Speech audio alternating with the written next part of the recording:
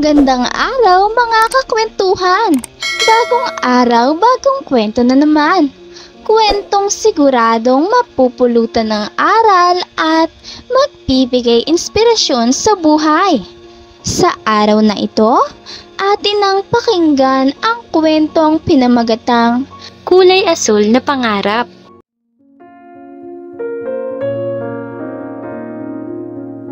Tunog ng mga bumbero, mapupulang ilaw at nagsisigaw ang mga tao. Walang ibang kayang gawin ang 7 taong gulang na si Roson, kundi ang umiyak at magmakaawa na tulungan ng mga kapatid at pamilya na na-stuck sa 4th floor ng building na tinitirahan nila. Basang-basa ang bata dahil sa malalaking hose na binubuhos ng mga bumbero papunta sa itaas simula sa 6th to 5th floor. Para makatakas sa galit ng apoy, makakatalon man ng mga ito ay wala pa rin kasing siguraduhan ng buhay nila pagbagsak sa baba. Magdamag na ganun ang sistema ng lugar na iyon. Amoy patay na karne ng tao ang paligid. Isang napakapangit na alaala para sa isang bata. Lumipas ang ilang taon, hindi pa rin ito nalilimutan ng binata. At isa itong naging bangungot na hindi mabubura sa kanyang isipan. Alas 8 ng umaga ang angkat ng mga tilapia, tulingan, bangus at iba pang isda mula sa talyer na kanya namang binibili at dinadala sa palengke para ibenta. Hindi ito nakapagtapos ng elementarya, kaya naman ang pang-araw-araw niya ay binabawi niya sa diskarte sa palengke. "Oh, isda kayo dyan, mura lang kilo, mura lang," sigaw nito para makahanap ng customer. Nakatira ito sa maliit at pinagtagpi-tagping bahay. Minsan ay nakikitulog sa mga kakilala at mga barkada. Pero dahil nag-iingat ito, minsan ay kusa na siyang lumalayo kapag alam niyang ligaw ang landas ng isang bata o isa namang kanyang kilala. Bago kasi mawala ang pamilyang sana'y kinalakihan niya, ay di naman talaga siya mahirap, marangya, at di siya nagugutom. Alam niya ang tama at mali dahil sa magandang pagpapalaki ng kanyang magulang. Isang umaga, "Amin ang lupang to, lumayas kayo, wala kayong karapatan." Sigaw ng maraming tao sa labas. Dali-daling napalabas ang binata sa ingay at mga sigawan na nangyayari sa labas. "Mang Kanaro, nung nangyayari, bakit nagkakagulo?" tanong ng binata sa isang matanda. "Ide-demolish yung palengke at bali-balita nung mga nakaraan pa, pero di naman naging inaasahan na ngayong araw itong mangyayari. Wala tuloy nakapaghanda," tugon nito. Sinira ang mga maliliit na tindahan kasama ng mga tagpi-tagping bahay at tatayuan daw kasi ito ng malaking mall sa lugar na iyon. Walang nagawa ang binata kundi tumuluwang luha dahil alam niyang ilang taon na rin siyang naninirahan sa muting bahay niya. Kaya kung mawawala ito ay talagang malaking kawalan. 3 katok pagbukas ng pinto. "Oh, Roson, ikaw pala. Alas 12 na, bakit katok?" "Pwede bang dito muna ako ngayong gabi? Wala akong matutuluyan eh. Dinimolish kasi yung palengke," sambit niya. "Patay! Andito si Papa. Paano kita mapupuslit? Alam mo namang di ako basta pwedeng magpapasok ng barkada. Pasensya na talaga," sagot nito. Aalis na sana si Roson nang tawagin siya uli nito. "Saglit pre, kunin mo tong kumot at banig, may maliit na kubo sa tabi ng dagat. Dalhin mo na rin tong flashlight. Ito, dilat at kanin, baka di ka pa kumakain. Kinupit ko pa yan."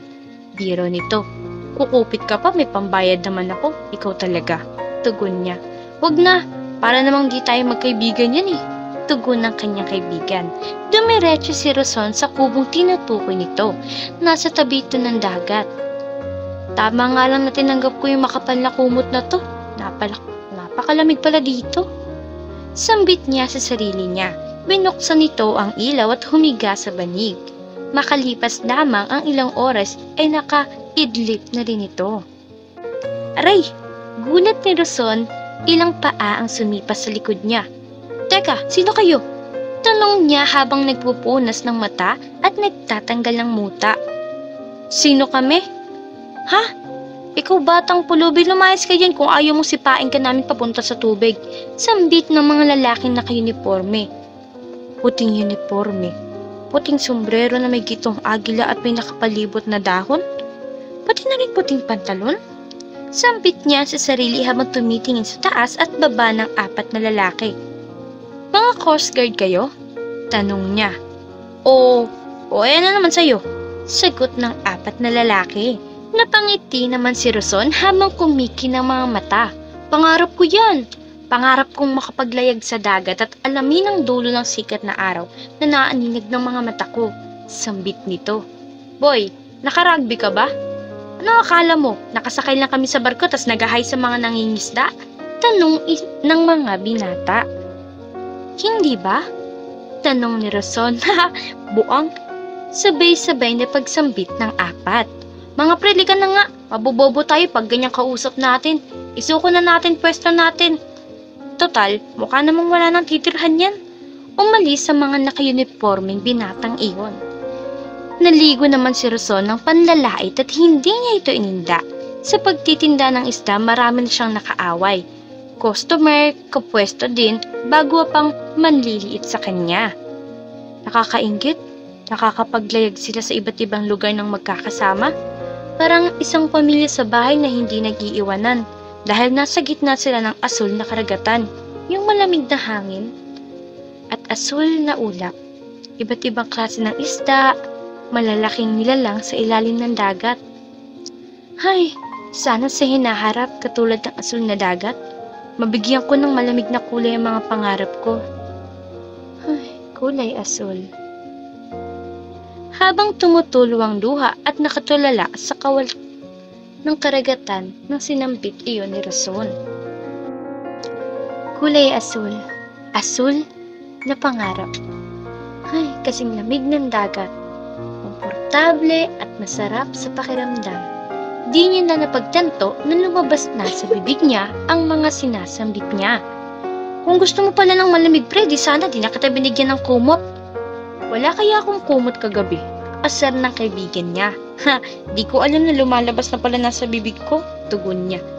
San ka na ngayon? Wala ka nang tirahan. San ka na uuwi? Tanong ng kaibigan niya. Hindi ko rin alam sa totoo lang. Sagot ng binata at lumipas ang 2 araw ay doon pa rin sa kubo na yun ito umuwi. Wala namang sumisita sa kanya dahil ang may-ari nun ay nasa ibang lugar. Mama, tignan mo ang lalaki ng mga dumadaang barko. Paglaki ko, itutungtong ko ang paa ko dyan at maglalayag ako kasama si Papa. Sambit ng bata na kasama ng nanay niya. Napapatulo ng luhang binata habang nakalingon sa dagat. Gusto kong bumalik sa kung saan ako nanggaling. Sambit nito sa sarili niya. Tao po. Anyan mama mo? Ito nga pala yung hinihiram ko mga maliliit na basket. Lagyanan ng isda. Hinugasan ko na yan. Tabi mo na lang. Sabi niya sa bata habang nakangiti. Kuya, diba alas 5 ka nagsasara? Di pa naman nabos isda mo ah. Bakit parang ang aga mo atang umuwi? Tanong ng bata. Ikaw talaga? Napakamatanong mo. Basta pag nagtanong yung mama mo, sabihin mo wala ako sa kubo. Baka kasi may gamit siyang hanapin sa akin. Kumatok siya, wala akong tao dun. Ay, nakalak. Bye, paalam. Paalam nito sa bata. Sumakay ito ng jeep, bus at tricycle. Bumalik sa probinsyang pinagmulan nito. Hindi naman talaga kasi ito taga doon. May nakilala lang siyang matandang umampon sa kanya, ngunit mabilis ding namatay sa sakit. Ang matanda rin yun ang may-ari ng dating tagpi-tagping bahay na tinitirahan niya na ngayon ay wala na din. Pagbaba nito sa mismong kalsada ay bumalik ang lahat ng alaala. Ang matinding apoy, nagsisigaw ang mga tao at mga kabataang tumatalon mula sa 5th floor at 6th floor para makatakas lang sa galit ng apoy. Sa di mapaliwanag na pakiramdam ay mabigat pa rin sa pakiramdam ang lugar na yun para kay Roson. Pero ngayon, bumalik na sa dati ang lahat ng maayos ang building at mukhang bumalik na sa kanyang buhay ang mga tindahan sa baba ng building. Unang tapak ng paa ni Roson, mangingilabot ang nararamdaman niya nang makarating ito sa 4th floor at kakaibang lamig ang dumampi sa kanyang balat. Huling hakbang bago makatapak sa hallway ng tinitirahan nilang bahay dati, natulala ang binata. Malamig ang hangin sa balat. Maingay ang mga naglalakihang puno ng bayabas at mangga. Tahimik ang kapaligiran. Papa, bakit kaya kulay bughawan dagat? Tanong ng batang si Roson sa ama. Hindi ko rin alam, pero kung lalangayin mo ang ilalim, marami kang makikita na iba't ibang kulay ng mga isda. Pwede mong hulihin para kainin, pero ingat lang dahil kapag lumagpas ka sa bansa natin at natsyempohan ng mga pirata, bang, bang, bang! Biro ng ama. Babariling ka ng mga pirata. Kabirong sambit ng ama. Si Papa, ang lolo mo marami silang nililigtas ng mga Pilipinong mangingisda na inaalipin ng pirata na taga-ibang bansa. Isa na doon ang papa ng mama mo na ngayon na pang-asawa ko na. Kaso, inaabot yung pangarap na maging katulad ng lolo mo. Nadala kasi ako ng maagang kapusukan at nagtanang kami ng mama mo. Sambit ng ama. Di mapigilan ni Roson, bumalik ang lahat ng alaalang yun sa mismong hallway. Pumunta ang binata sa harap ng pinto ng dati niyang bahay at bahagyang sumilip sa bintana. Isang masayang pamilya ang nasa loob. Parang sila dati. Napaluha ang binata. Biglang lumakas ang hangin, naglipara ng napakadaming papel sa muka at paligid ni Roson. Sa sobrang dami nadulas pa ang binata sa sahig at napaupo. Lumabas sa mga tao sa dating bahay at sinilip siya. Unti-unting bahagyang bumagsak sa sahig ang napakadaming papel na naaninag ng binata kung saan ito nanggaling. Isang dalaga na kaedad niya, nakasalimin at bagsak ang buhok na naka-uniforme at maraming hawak na libro. Aray! Naku! Di nag-iingat, tignan mo kung paano nabalian ako. Di lahat may pampagamot. Ani ni Roson. Teka kuya, di ko naman sinasadya, pasensya na. Tago ng dalaga at unti-unti na naubos ang papel sa ere at bumagsak sa sahig at nagkatinginan ng binata at dalaga. Roson? Teka, ikaw na ba to? Tanong babae. Carmen, oy, kababata ko! Sigaw niya at nag-apaka ng dalawa. Sabay sa paglaglag ng dalaga sa mga librong hawak nito, kumusta? Sigaw at sabay nilang banggit. Katok ng may-ari sa gilid ng pinto, sabay pang napatingin ng dalawa. Linisin niyo lahat ng kalat niyo. Umalis kayo dito. Mga taga dito ba kayo? May natutulog dito, ang ingay niyo. Sambit ng nanay habang nakataas ang kilay. Di na umumik pa ang dalawa at pinulot ang mga nakakalat na papel. Kinuha ni Roson ng libro at papel naman kay Carmen. Pasensya na kanina. Malakas ang hangin at alam mo, may bagyo. Ani ni Carmen. Naku, okay. Okay lang yun. Napakadami naman kasi nito. At saka nag-aaral at dito ba? Kolehiyo ka na ba? Tanong ng binata. Oo, first year, bali kakastart lang 1 week pa lang. Tugon ni Carmen.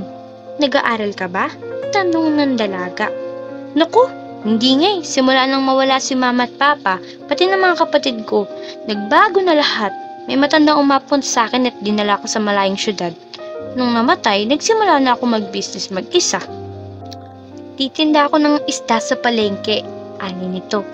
Ganun ba? Di mo na pala tinuloy yung pangarap niyo ng tatay mo, ano? Yung pangarap niya sa'yo na makasakay ng barko? Sambit ng dalaga. Nagdaan ng ilang pang mga linggo at patuloy silang nakikitang dalawa. Isang umaga habang naglalakad si Roson papuntang bahay ni Carmen, isang papel ang lumipad sa mukha niya. May mga litrato ito ng naka-uniformeng estudyante. Isa na dito isa sa mga lalaking sumipa sa kanya sa kubo. Nanlaki ang mata ng binata nang mapansin ang nakasulat na malalaking letra. Free Government Training for Coast Guard. Free? Coast Guard? Ano?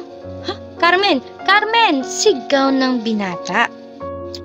Di man nauunawaan ng ibang Ingles, nauunawaan niya naman ng ibang mababaw na salita. Ano ba yan? Bakit sumisigaw? Tanong ng dalaga. Pinakita nito ang papel. Agad naman na naunawaan ng dalaga kung bakit napakasaya ni Roson. Ay, pero siguro di pa rin ako makakapasok. Di naman ako nakapagtapos ng elementarya. Sambit ni Roson. Pwede pa rin naman, mag-e-exam ka lang. Government na bahala sa'yo. Pag napasa mo yung exam, grade 1 to high school, pwede mo na i-take yung college. Sumatotal naman, di ba? Biktima ka rin ng sunog tulad ng pinsan ko. Sagot nila ang mga di nakapag-aral dahil sa trahedyang yun. Sambit na kung sino sa likod ni Roson. Paglingon ng binatay, siya pala ang lalaking sumipa kay Roson sa kubo na graduate na ngayon at nasa flyers pa ng kolehiyo ang muka. Mukha na maggagalingan mo eh. Di ba gusto mong malaman ng dulo ng araw? Biro nito. Kaso balita ko nasa taas yung langit at wala sa dulo ng dagat. Nga pala, ako si Bernard. Sorry dati. Di ko alam na anak ka pala ng tito ko. Pamangkin ako ng papa mo. Di ko alam na ikaw pala yung lagi kong binubuhat na baby tuwing humihingi ako ng pamasko sa papa mo. Ani nito. Napangiti si Roson. Tuwang-tuwa ito dahil ramdam niya na sa isang magandang sinyales ang pagkakakilala nilang dalawa. Buwan nang lumipas at nag-apakan ng binata't dalaga dahil napasan nito ang exam na napakatagal niya nang pinaghandaan. Taon ang lumipas at nakagraduate nga ang dalawa. Putok ng baril ng sundalo at paghawi ng itim at sombrero, hudyat na tapos na! Tapos na! Tapos na din! Sabay apakan ng magkaibigan habang tumutulo ang mga luha. Suot ang puting uniforme at sombrero, sakay ng isang magandang barko, isa na siyang ganap na Coast Guard. Pagpatak ng luha, kasabay ng pagkaway para sa mamamaalam na kaibigan na si Carmen at sa kanyang kuya Bernard. Maglalayag ang binata at magliligtas ng kapwa Pilipino sa kamay ng mga pirata at iba pang masamang loob sa ibabaw ng asul na karagatan. At muli, ito ang kwento ni Roson kung saan ay pinakita kung gaano siya katatag at kapursagidong makamit ang kanyang pangarap. Maraming salamat sa panonood mga kakwentuhan. Huwag kakalimutang mag-subscribe at pindutin ang notification bell para lagi kayong updated sa ating mga bagong istoryang mapupulutan ng aral at inspirasyon sa buhay. Hanggang sa susunod nating istorya mga kakwentuhan.